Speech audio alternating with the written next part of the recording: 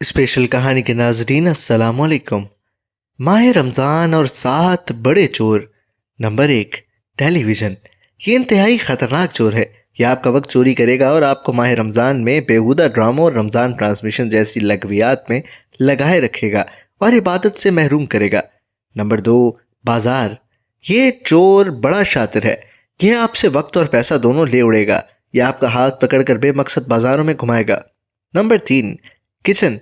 ये चोर खवातीन को टारगेट करता है और रमज़ान में उन्हें तरह तरह के पकवानों और रेसिपीज़ के पीछे लगाकर तिलावत कुरान और ज़िक्र व अस्कार से महरूम करता है। नंबर 4, सहरी तैयारी। ये बज़ाहिर बुजुर्ग चोर है, मगर ये आपको आधी रात से ही सहरी की तैयारी पर लगाकर आपसे तहज्जुद, नवाफिल और दुआ के मौके सब छीन लेगा। Number 5, Facebook. ये चोर बड़ा प्रोफेशनल है। यह हरदम आपके साथ होता है। यह आपसे ना सिर्फ आपका वक्त छीन लेगा बल्कि आपको गीबत, दुश्नाम, गालम गलोच का मुर्तकिब करके छोड़ेगा। Number 6, ludo game.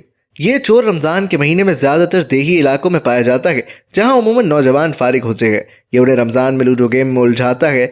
वक्त के ज़िया के साथ ये बाहम झगड़ा भी कराता है। नंबर 7, नींद।